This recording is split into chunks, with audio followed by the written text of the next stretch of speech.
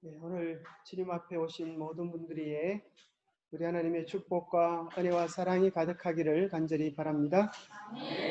네, 오늘은 우리 기본교리 제23장 결혼과 가정, 여러분들이 기본교리 내용들을 책을 통하여서 좀 깊이 연구하시면 좋겠습니다. 그 내용들이 다 너무 좋은데 우리 짧은 시간에 다 설명드릴 수가 없는 것들이 아쉽습니다. 우리 함께 읽어보겠습니다. 시작. 결혼 제도는 에덴에서 신성하게 제정되었으며 한 남자와 한 여자 사이에 사랑의 교제로 맺어지는 평생 동안의 연합임을 예수님도 확장하셨다. 그리스도인에게 있어서 결혼 서약은 배우자에게 할 뿐만 아니라 하나님 앞에도 서약하는 것이므로 동일한 신앙을 가진 남녀 간에만 결혼이 이루어져야 한다. 남상호 간의 사랑과 신의와 존경과 책임은 결혼 관계의 바탕이 되며 그것은 그리스도와 당신의 교회 사이의 사랑과 신성함과 친밀함과 영원한 관계를 반영하는 것이다.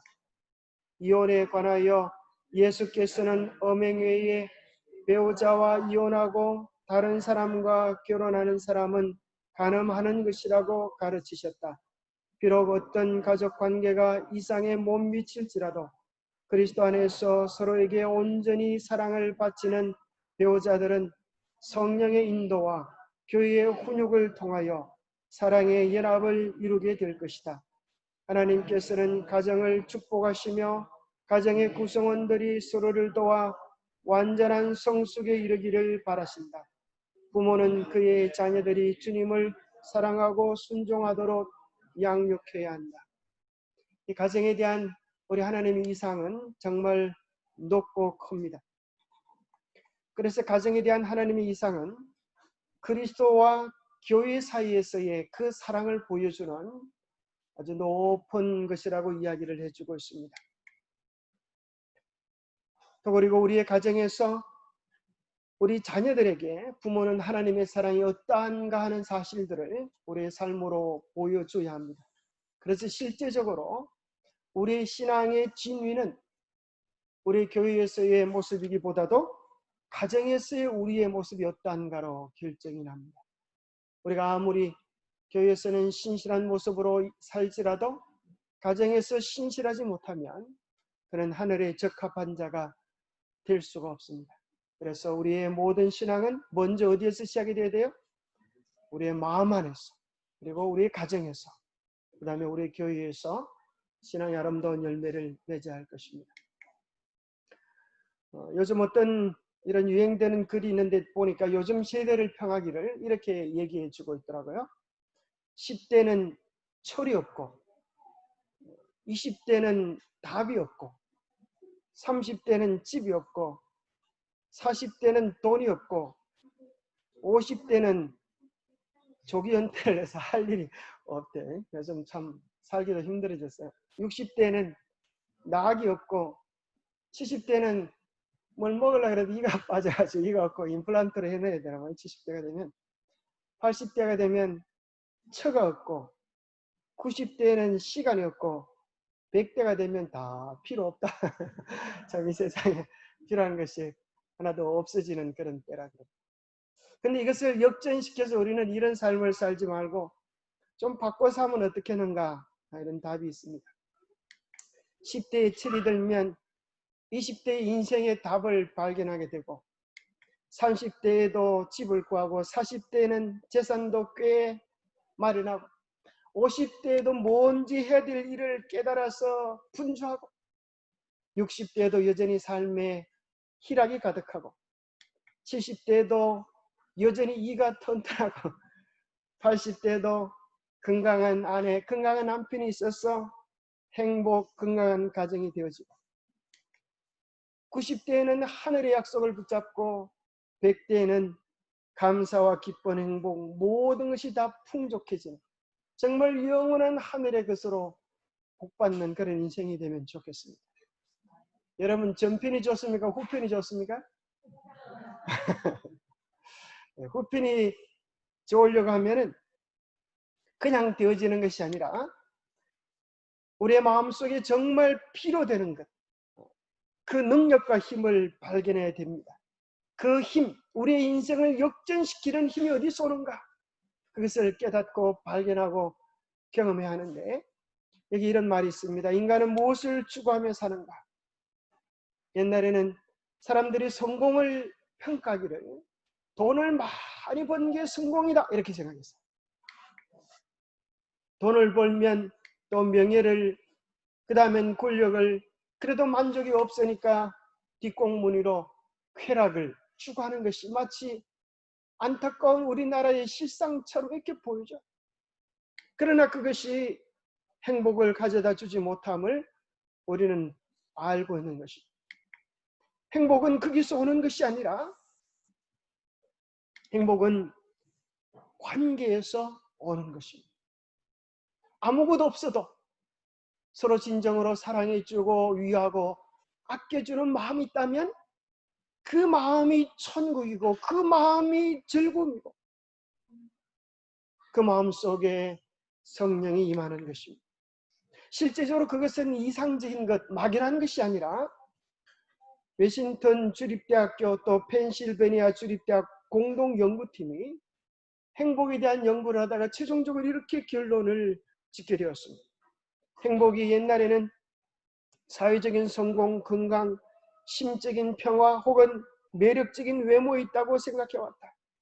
하지만 연구 결과 행복이란 배우자가 어떻게 느끼느냐, 서로의 관계에 크게 좌우된다고 결론을 짓게 되었습니다.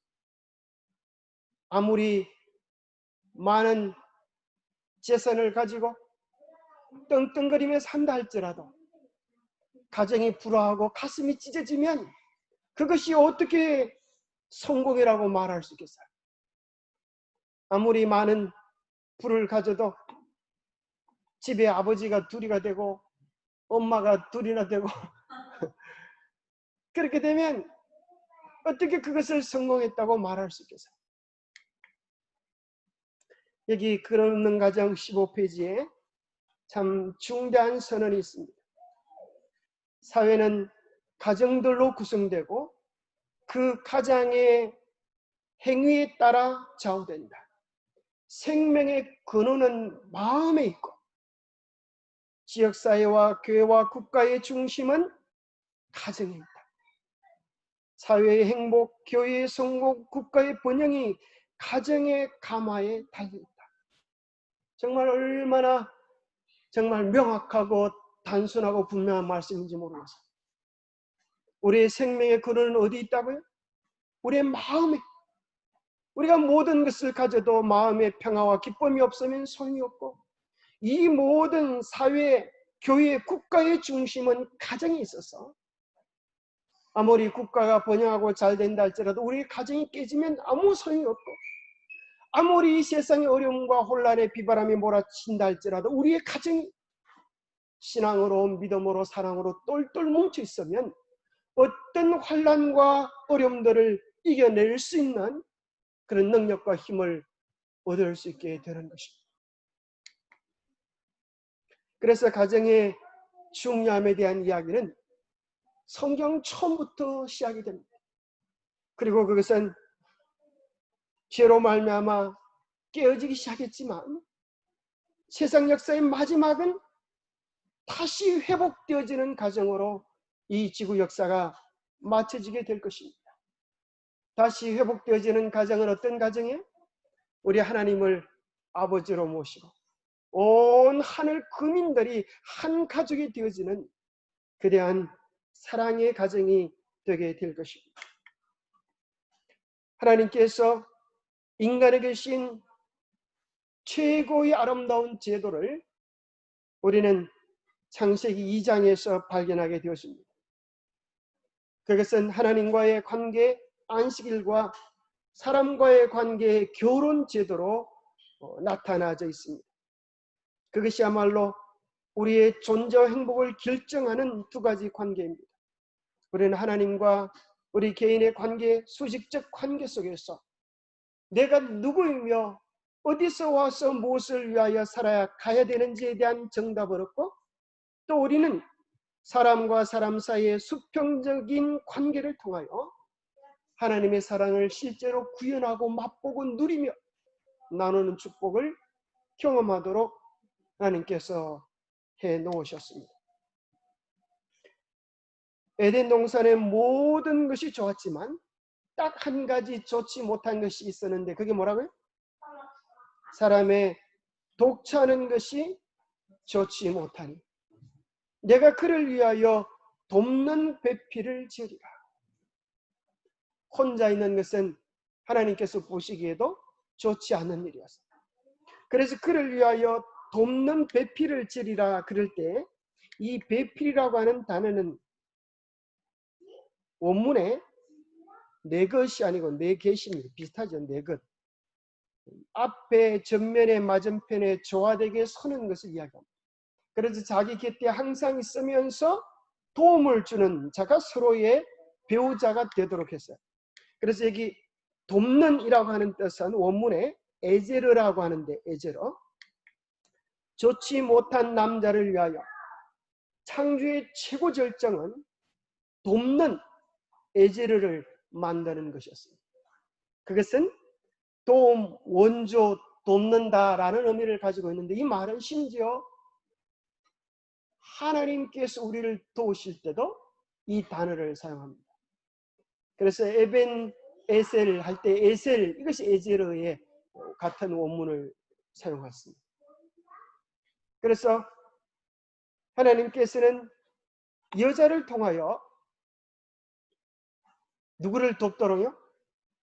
남자를 돕도록. 누가 돕듯이?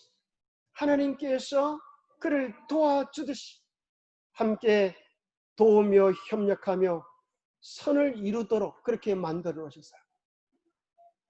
그래서 도와야 되는 사람 눈에 뭐가 보일까요? 도와야 되는 사람 눈에 자주 뭐가 보일까요? 뭘 도와야 될지 그게 보여요. 그걸 다른 말로 하면 뭐라고 표현할 수 있죠? 뭘 도와야 될지. 이걸 뭐라고 표현할 수 있겠어요? 그걸 여러분의 눈으로 보면 부족함이라고 그래요. 부족함. 여러분 남편을 보면 부족함이 보입니까? 그걸 보면 내가 도와야 될 부분이다 이렇게 사명감을 느껴야 되지. 그걸 갖다가 나는 보았노라 온 동네 방네 외치고 다니면 안 돼요. 우리의 사명을 외면하는 것입니다. 그래서 여러분 그 부족 그것을 채워주도록 서로를 있게 하신 거예요. 여러분 아무리 잘해도 또 배우라고 그렇게 이름이 정해진 사람이 누구죠? 배우예요. 배우. 그죠? 공부를 잘하는데 배우라 그러죠? 또 배우라고. 정말 배우고 배워야 될 사람인데 그것이 뭔가 하면 배우자입니다. 그죠? 죽을 때까지 우리는 서로를 보고 틀렸다 그러면 안 돼요. 뭐라고 얘기해야 돼요? 다르다. 다채롭다 이렇게 해야 돼요. 나와 다른 거예요. 그러나 틀린 것이 아니에요. 그 속에서 내가 뭘 도와야 할지 어떻게 도와할지 어떻게 하나님의 사랑과 이상을 우리의 가정에 실현시켜야 할지 그것이 하나님의 고민이고 예수님의 고민이셨어요. 죄로 말미암아 망가진 인간의 모습들을 얼마나 꼴볼견이었을까요?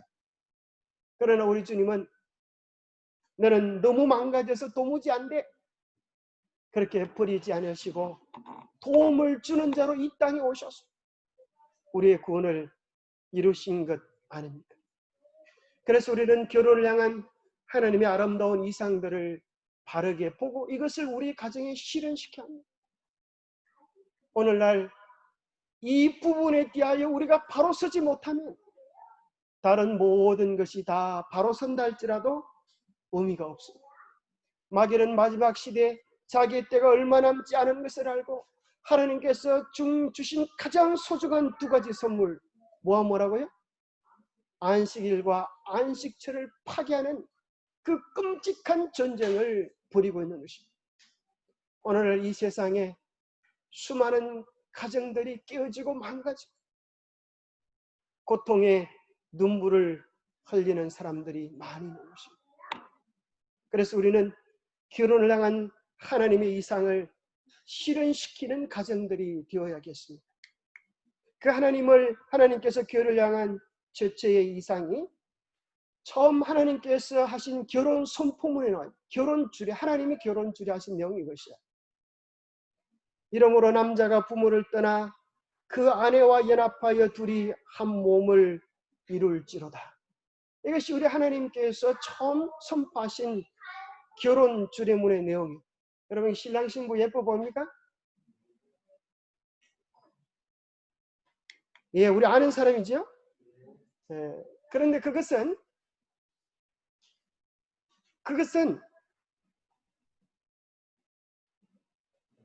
뭐에 대한 얘기인가 하면 남편과 아내의 사랑 이야기는 사실 본질적으로 알고 보니까 에베소 5장에 이렇게 이야기합니다. 이 비밀이 크도다. 창세기에 있는 내용들을 그대로 연결해서 사도 바울이 이렇게 다시 설명하는 것입니다.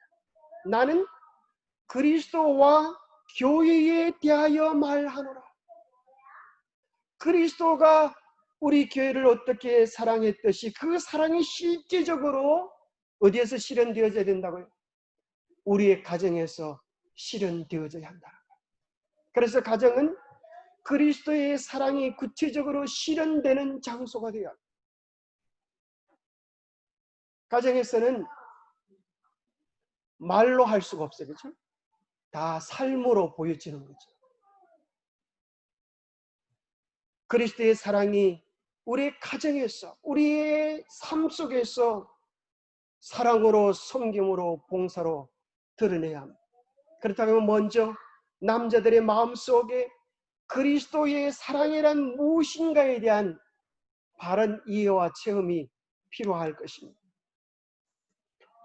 주의 사랑으로 사랑하는 것.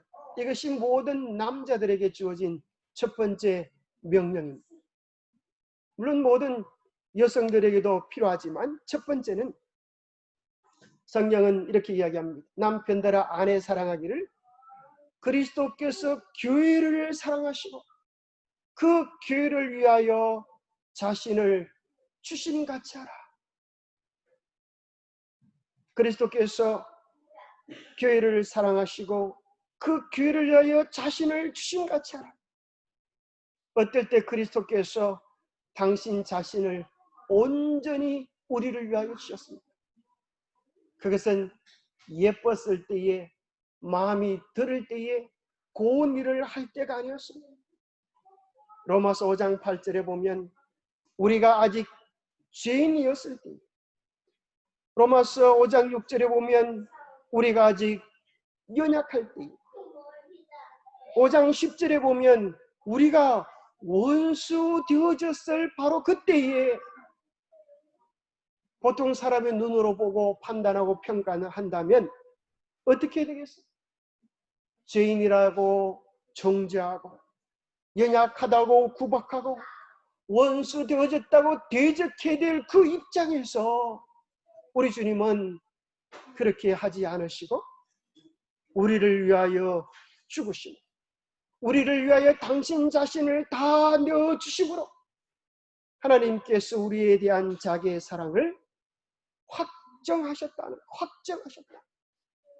더 이상 요동할 수 없는 사랑의 결론 도장을 찍으셨다.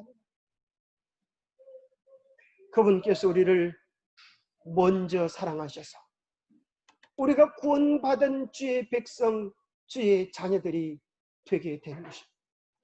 그래서 우리는 그 사랑으로 먼저 끝까지 사랑해야겠습니다. 그리고 우리 주님은 우리에게 언제나 부유하신 사랑이셨습니다. 조금 주고 그 사랑의 반응이 있나 없나 계산하지 않으시고 우리를 위하여 어떠한 사랑을 베푸셨는가. 우리 주 예수 그리스도의 은혜를 너희가 알거니와 부요하심이로써 너희를 위하여 가난하게 되셨다. 그 이유는 그분의 가난하심으로 말미암아 너희를 부요케 하려 하십니다. 자, 예수님은 부유한 분이셨습니까? 뭘 가지고 계셨어요? 온 하늘의 영광을 가지고 계셨어요. 이 세상에 무슨 좋은 기업체의 아들이라고 하면 그 아들을 주로 뭐라 그래요? 요즘 유명한 말로 뭐 금수저라 그래요. 우리 예수님은 금수저로 따지면 무슨 수저예요? 말할 수 없는 어마어마한 영광, 이 세상의 어떤 것과도 비교할 수 없는 엄청난 부유함을 가졌지만 우리를 위하여 가난하게 되셨어요. 우리 때문에 우리를 위하여 모든 것을 다 버리셨어요. 그리고 목적은 가난한 우리를 그분의 사랑으로 말미암아 부욕해 하기 위함입니다. 예수님이 얼마나 많은 것들을 버리시고 우리를 부욕해 하셨는지를 누가 알게 될까요? 언제 알게 될까요? 우리가 예수 그리스도와 더불어 구름 위에 올려서 하늘에 가게 될 때, 우리는 그때 예수 그리스도가 버리신 그분의 집들을 발견하게 될 때, 그분의 보좌를 바라보게 될 때, 그분의 우주를 바라보게 될 때, 우리는 감탄하지 않을 수 없습니다. 하나님, 이 낮고 천한 자를 위하여 어떻게 이 엄청난 영광과 기쁨을 버리고 오실 수 있다는 말씀입니까? 우리는 탐복하게 되지 않을 수 없을 것입니다. 우리의 사랑이 모자랄 때, 우리의 인내가 모자랄 때, 우리의 이해가 모자랄 때, 우리의 생각이 좁을 때,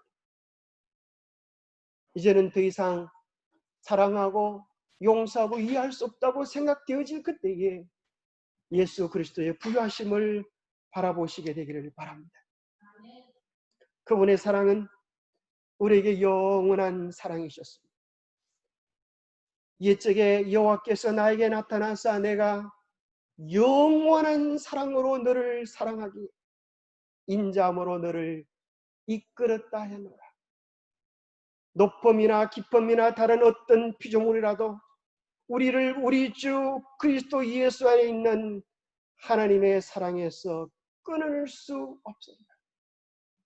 우리 주님의 사랑은 어떤 사랑이라고요? 영원하신 사랑, 끊을 수 없는 그 온전한 절대적 사랑으로 우리를 사랑하고 계시는 것입니다. 그 사랑을 우리가 어떻게 나타내 줄 수 있을까요? 그리고 그 사랑은 우리가 죄인일지라도, 우리가 가능성이 없어 보여도 우리를 버리거나 후회하지 않으시고 끝까지 품어주시는 사랑입니다. 여자여, 너를 정죄하는 자가 있느냐? 주여, 없나이다. 예수께서 이르시되 나도 너를 정죄하지 아니하노니 가서 다시는 죄를 범하지 말라. 주님의 사랑은 끝까지 우리를 책임져 주시고 안아주십니다. 우리가 연약하다고, 우리가 기운이 빠졌다고, 우리의 가치를 상실했다고 주님은 외면하지 않으십니다. 네가 노년에 이르기까지 내가 그리하겠고 백발이 되기까지 내가 너희를 품을 것이다. 내가 지었은즉 내가 업을 것이요 내가 품고 구하여 내리라. 우리 주님께서는 우리가 나이가 들은 백발이 될지라도 우리 주님께서 등이 없고 어와둥둥 노래 부르기 좋아하시는 어린이라고 하는 사실을 기억하시게 되길 바랍니다. 여러분, 나이 많다고 노티내지 마세요. 하나님 앞에서는 어떻습니까? 하나님 앞에서는 그분의 나이와 우리를 비교해보면 도무지 비교되지 않아. 하나님 나이 앞에서는 우리는 언제나 깎는 나이와 같은 것입니다. 주님 앞에는 언제나 존귀하고 소중하고 예뻐 보이는 것입니다. 그분의 사랑은 우리를 지키시고 보호하셔서 그러므로 이제 그리스도 예수 안에 있는 자에게는 결코 정죄함이 없나, 누구도 정죄하지 못하도록, 누구도 비난하지 못하도록, 누구도 힐난하지 못하도록 우리를 품에 안으시고 우리를 지키시고 인도하시는 사랑이십니다. 그 사랑, 그것을 우리가 먼저 맛보고 나타내야 합니다. 창세기 3장 6절에 보면 여자가 그 열매를 따먹고 자기와 함께 있는 남편에게도 주매 그도 먹은지라라고 간단하게 기록되어 있지만 사실은 이곳에는 많은 사연이 있는 구절이 함축되어 있는 것입니다. 아담에게 선악과를 내밀었을 때에 아담의 마음이 어땠을까요? 아담의 마음이 어땠을까요? 아이고 이 여자가 맛있는 것도 갖다 주네. 넙죽 받아 먹었을까요? 아담의 생각은 복잡했을 것입니다. 이것을 따 먹으면 자기가 죽어야 될 줄을 알았습니다. 그렇다고 내가 먹지 않으면 이 여인이 혼자만 외로이 죽어가야 될 것을 알았습니다. 그래서 죄 짓기 전에 아담의 마음은 이 죽어가는 여인과 함께 죽기 위하여 목숨까지 바치는 사랑을 내걸고 이 선악을 알게 하는 나무의 실과를 따먹은 것입니다. 그것이 우리 주님의 마음, 그것이 죄 짓기 전에 아담의 마음. 죄는 인간의 본성을 변화시켜서 따먹고 나서는 예수님이 네가 왜 따먹었느냐 그럴 때 저 여자 때문에요 그렇게 말을 했지만 따먹기 전에는 그 마음이 아니었다는 거죠. 예수님과 같은 마음으로 말이죠. 그래서 이제 그 예수님의 마음, 그 사랑을 받은 아내들은 집안에 있는 남편에게 죽게 하듯 하는 사랑을 베풀기를 원하십니다. 이 성경적인 표현입니다. 그래서 에베소 5장 22절에 보면 아내들이여 자기 남편에게 복종하기를 죽게 하듯 하라. 그렇게 표현해 주고 있는 것입니다. 도우려면 도울 부분이 보여야 되겠죠. 그런데 많은 여편들의 이 눈에는 남편의 부족함만 보이는 그런 사람들이 있어요. 그래서 세상에서 제일 못난 남자, 제일 부족한 것이 많은 한 남자가 있다고 하면 우리 집에 같이 사는 남자다.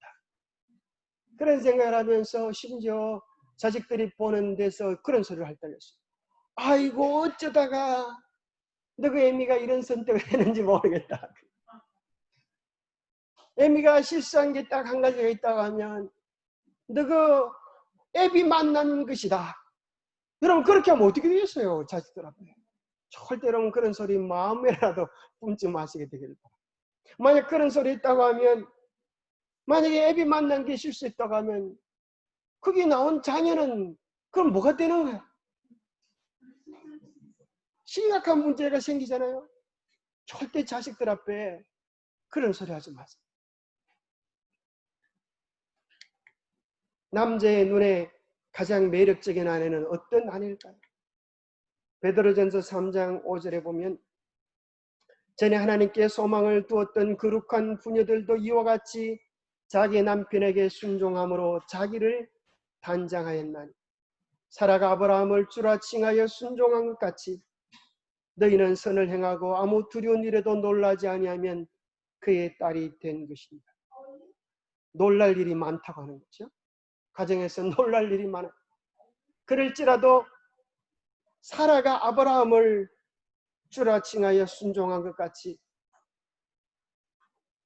너희들도 그렇게 한다면 순종과 사랑의 화장품으로 너희들을 단장한다면 그것은 주님께서 보시기에 가장 아름다운 아내, 남편의 가장 매력적인 아내가 될 것이다.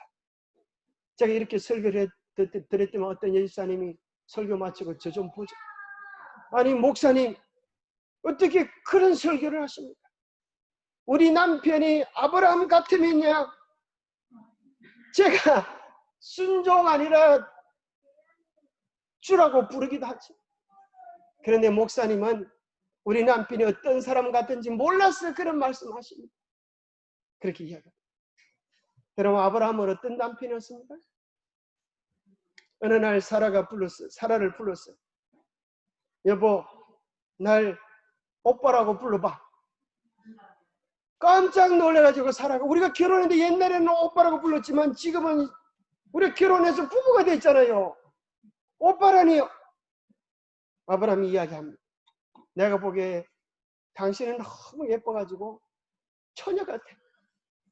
그래서 지금도 어디 가면 당신이 너무 예뻐 보여서 날 죽이고 당신을 데려갈지 모르니까 날 오빠로 불러야 내가 살 수 있는 길이 있을지도 몰라.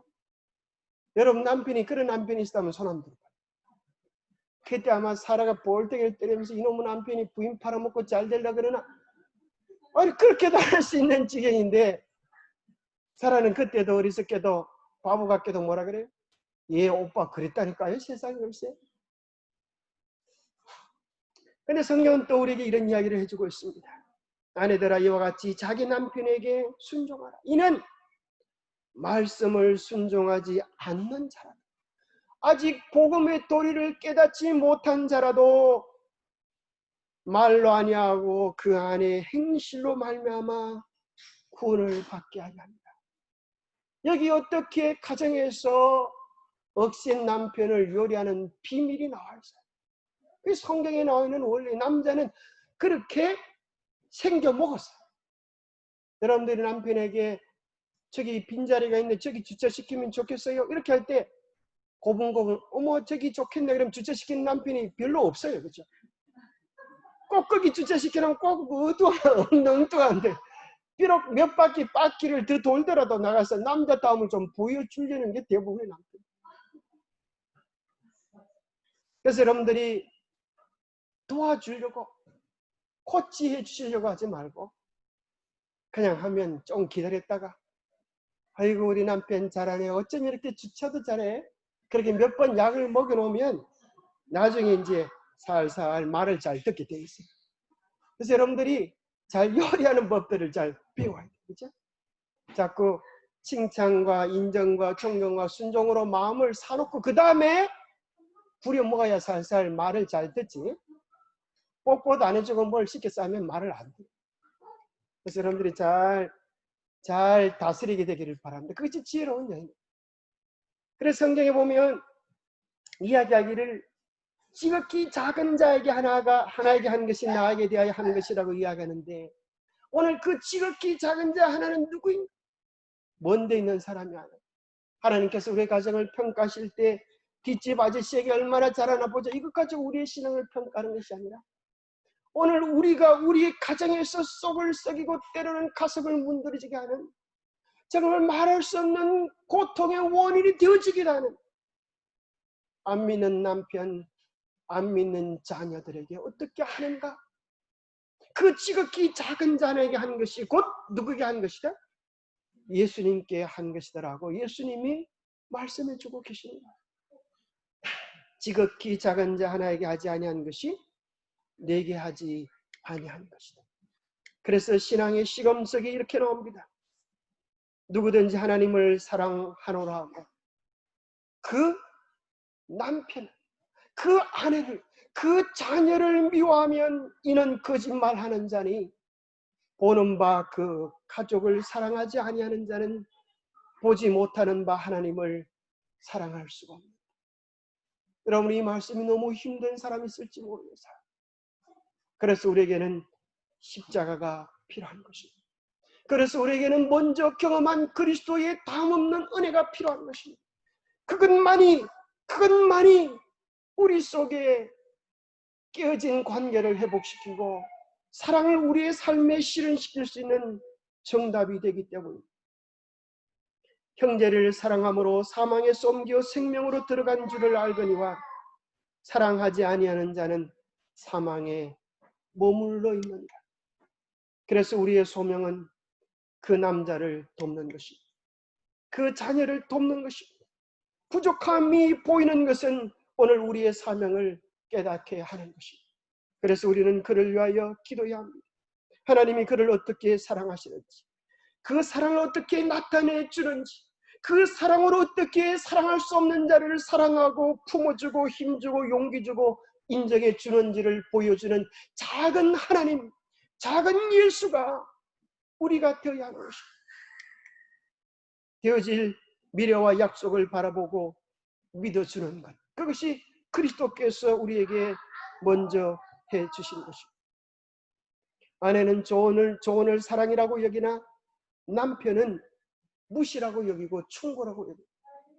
조언하시려고 그러지 말고 가만히 보시고 인정과 칭찬으로 한번 바꿔보시게 되기를 바랍니다. 우리의 가정은 복음이 실현되는 장소가 되어야 합니다. 야곱이 잠이 깨어 이르되 여호와께서 과연 여기 계시거늘 내가 알지 못하도다. 이에 두려워 이르되 두렵도다 이곳이여 이것은 다름 아닌 하나님의 집이요 하늘의 물이로다. 우리가 잠에서 깨어나서 우리의 가정을 살펴보면 우리의 가정이 하나님의 집이어야 하고 하늘과 교통하는 영적 생명의 통로가 되어야 할 줄을 발견하게 되는 것입니다. 하나님은 에덴 동산에 한 가정을 세우시고 그 가정으로 말미암아 온 땅에 복음으로 가득 찬 가정을 세우기를 원하셨어요. 이것이 하나님께서 창세기 1장에 베푸르신 명령이었습니다. 하나님이 그들에게 복을 주시며 그들에게 이르시되 생육하고 번성하여 땅에 충만하라. 이 육적인 명령은 영적으로도 마찬가지야. 우리가 자녀를 탄생시키고 양육하고 번성시켰듯이 영적으로도 우리의 자녀가 거듭나게 하고 영적으로 양육시키고 영적으로 출가시켰어. 그 가정이 복음의 모체로서 수많은 영혼들을 구원하는 선교 기지가 되기를 우리 주님이 기도합니다. 우리의 가정들이 그런 가정이 되기를 원하시는 것입니다. 그래서 우리의 가정이 하나님의 나라를 구현하는 이 땅의 작은 본부들이 되기를 원하시는 것입니다. 또 여기 있다 저기 있다 못하리니 하나님의 나라는 어디에 있느니라? 너희 안에 너희 가정에 있느니라. 그래서 천국은 먼저 우리 안에서 복음을 이루고 그 다음에 우리의 가정을 변화시켜서 온 세상을 마치 가루 서말 속에 집어넣은 누룩처럼 행복으로 변화시키는 것입니다. 그래서 수신제가 지국평천하가 아니라 복신제가 지국평천.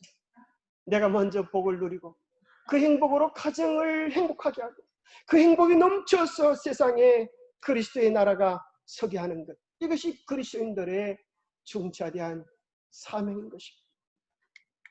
가장 효과적인 전도지가 무엇입니까?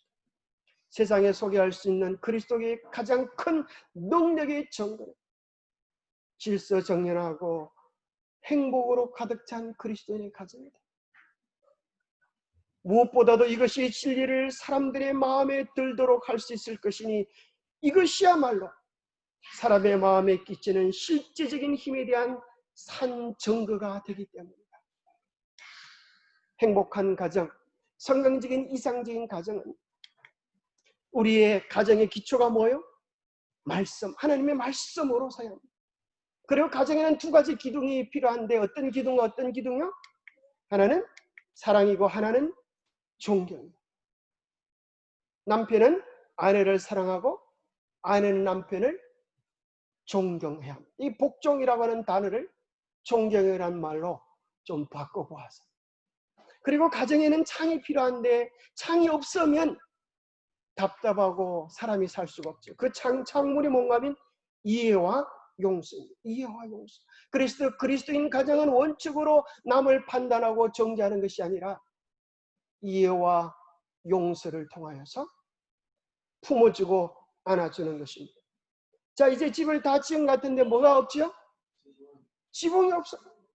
특별히 장마철에 지붕이 없으면 어떻게 될까요? 그러면 지붕은 뭘까요? 그것은 도덕적 순결을 이야기합니다. 서로에 대한 언약을 신실히 지키는 것입니다. 도덕적 언약이 깨트려지고 나면, 도덕적 순결이 깨트려지고 나면 이 가정에 비바람이 그냥 몰아칠 수밖에 없는 것입니다. 이런 가정에 주의 성령이 머무시기를 기뻐하실 것입니다. 그리스도인 가정은 하나님의 이상을 우리의 가정에 실현시켜 주어서 작은 천국을 이루고 복음이 실제로 무엇을 하는지를 보여주는 그런 곳이 되어야 합니다. 마귀는 마지막 때 강력한 미혹들로 우리의 가정 행복을 깨트리기 위하여 애를 씁니다. 오늘 이 세상에 가정을 깨트리기 위한 마귀의 공격들이 얼마나 얼마나 많은지. 때로는 우리 안에서 그런 소리가 들리기도 하고, 세상의 온갖 미디어 매체들을 통해 우리를 유혹하기도 하고, 사단의 속삭이는 속임들을 통하여 우리의 마음속에 세상에 죄악된 생각을 집어넣는 것, 이것이 마귀의 작전인 것입니다. 부부싸움의 원인은 대부분 80%가 누가 제공할까요? 남편들이 원인을 제공합니다. 대부분 가정이 그렇답니다. 그런데 문제는 어떻게 해야 부부싸움이 생기는가?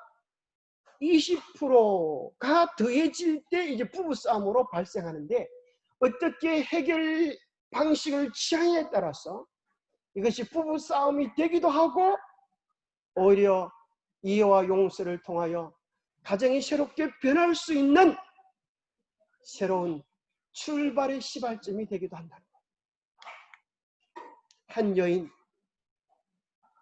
한 여인이 필요합니다. 예수를 품은 한 여인이 필요합니다.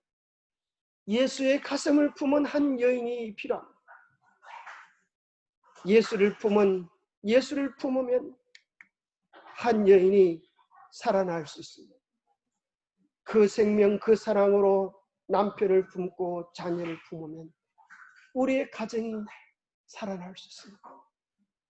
마치 우리나라의 형편은 6.25 때 다 무너지고 이제 낙동강 방선만 남은 것처럼, 이제 이 세상의 모든 도덕적인 벽들이 무너져 버리고 마지막 마지노선이 있는데, 그것이 우리의 가정과 더 나아가서 신앙하는 어머니들의 영적 자리. 여러분들이 무너지면 더 이상 붙들어 세울 것이 없습니다. 그리스도인 여인들이여, 다시 한번 호소합니다. 그리스도를 품고 살아나십시오. 그리스도를 품고 여러분의 심령이 일어나야 되겠습니다. 그래서 여러분의 남편을 붙들어 세우고 여러분의 자녀들을 일으켜 세워서 마지막 새로운 복음의 기지를 여러분 가정에서 세우시고, 마지막 늦은 배 역사가 우리의 가정 안에서 일어나도록 하면 좋겠습니다. 그렇게 될 여인이 사명과 비전을 잃어버리고 욕심을 품으면 그 욕심으로 내가 죽고 우리의 가정이 죽고 우리의 교회가 죽습니다. 한 여인은 생명과 사망의 시작이 됩니다. 오늘 우리가 어떻게 하냐에 따라서 우리의 가정이 살기도 하고 우리의 가정이 죽기도 합니다. 마지막으로 한 실제적인 영상을 좀 보여드리겠습니다. 제 처는 제가 믿음 좋은 집사라고 생각하고 결혼했을 거예요. 매일 술독에 빠져 살았어요. 그러다가 어쩌다가 빨리 들어가면 술 친구들 데리고 가는 거죠. 제 처는 대학에서 성악을 전공했습니다. 술집에서 술을 먹다가 괜히 객기를 한 번씩 부리고 싶으면 제 처를 술집으로 오게 해서 노래를 시켰습니다. 그런데도 저한테 한 번도 싫은 내색을 한 적이 없습니다. 그래서 저는 제 처는 본래 하나님께서 저런 성품을 내려주셔서 저렇게 매사에 그저 착하게 사는가 보다. 그리고 감사했습니다. 1984년 8월 2일 새벽 2시에 그날도 제가 꼭지가 돌도록 술을 먹고 아파트로 들어가는데, 그날 우연히 제가 제 주머니에 손을 넣었습니다. 저희 집 아파트 열쇠가 손에 잡힌 거예요. 저는 술을 먹고 아무리 늦게 집에 들어가도 새벽 1시든 2시든 배를 눌렀습니다. 근데 그날 우연히 주머니에 아파트 열쇠가 잡혀서 왠지 오늘 내가 한번 열쇠를 열고 들어가 볼까? 술 취한 힘에 그런 생각이 들었습니다. 그래서 아파트 열쇠를 돌려서 문을 열고 들어갔습니다. 저희 부부방으로 들어갔더니 천정에 불은 다 꺼지고 방바닥에 조그만 스탠드가 켜져 있는데 저 처가 저를 기다리다가 엎드려서 잠이 들어 있었습니다. 근데 머리맡에 노트가 하나 이렇게 펼쳐져 있는데 노트가 이렇게 물이 흘러서 얼룩이 이렇게 져 있었습니다. 그런데 그날 왠지 그 노트의 글이 뭔지 읽어야 될 것 같아요. 그래서 그 글을 읽었습니다. 그 내용이 이렇습니다. 나는 오늘도 버스를 타고 수유리 너머로 갔다. 시골길을 하염없이 걸으면서 오늘도 역시 어김없이 죽음을 생각했다.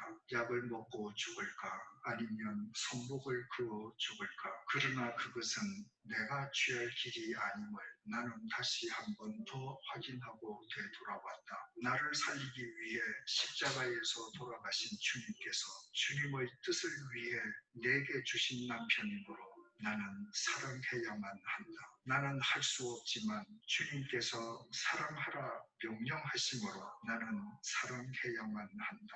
주님 도와주세요. 나의 약함을 주님께서 잘 아시잖아요. 제가 이 글을 읽는데 제 마음과 귀에서 훅소리가 푹 울리는데 제가 이 세상에 태어나서 그렇게 큰 훅소리를 들어본 적이 없어요. 저는 모태신앙인으로 태어나서 교회에 다니면서 목사님의 설교를 통해 성경을 통해 사랑이라는 이야기를 수없이 들었지만 그 사랑은 성경에 문자로만 기록되어 있는 것으로 보았습니다. 그 사랑을 실천하는 사람을 저는 그동안 본 적이 없기 때문입니다. 그런데 제 처는 천사가 아니었습니다. 매일 죽음을 생각하는 사람들이었습니다. 그런데 주님 때문에 내 곁에서 나를 사랑한다고 하는 사실을 깨닫는 순간에 주님의 아가펜 프로텐이 저를 사로잡았습니다. 그 순간에 제 인생이 달라졌습니다. 제 아내에게 자기 견해가 있었습니다. 이런 남편하고 도저히 살 수 없다는 자기 생각이 있었습니다. 그런데 그 아내에게는 주님을 보는 눈이 있었습니다. 저 주님이 당신의 뜻을 위해서 나한테 주신 남편이다. 그러므로 사랑해요. 그 주님의 부르심에 순종하는 일상을 살았습니다. 그 부르심에 순종하는 일상, 그 소명의 삶이 호랑망향하던 남편의 인생을 바꿨습니다. 여러분, 예, 얼마나 힘들고 어려운 삶의 모습이었을까요? 정말 하루에 몇 번이라고도 죽고 싶은 그런 생각이 들 때에, 그러나 사명자라고 하는, 하나님의 사랑으로 사랑해야 한다고 하는 그 사명자의 직분을 끝까지 잃어버리지 않았을 때, 정말 망나니 같았던 남편을 바로 세워서 참 위대한 하나님의 종이 되게 한 위대한 역사가 있는 것입니다. 오늘 우리가 그리스도의 사랑으로 우리에게 주어진 직분을 잘 감당하여서 우리의 가정에서도 이런 기적을 경험해보는 우리 모두가 되기를 간절히 바라며 말씀 마칩니다. 하나님 아버지, 오늘 우리를 불쌍히 여겨 주시옵소서. 하나님, 우리를 돌아보아 주시옵소서.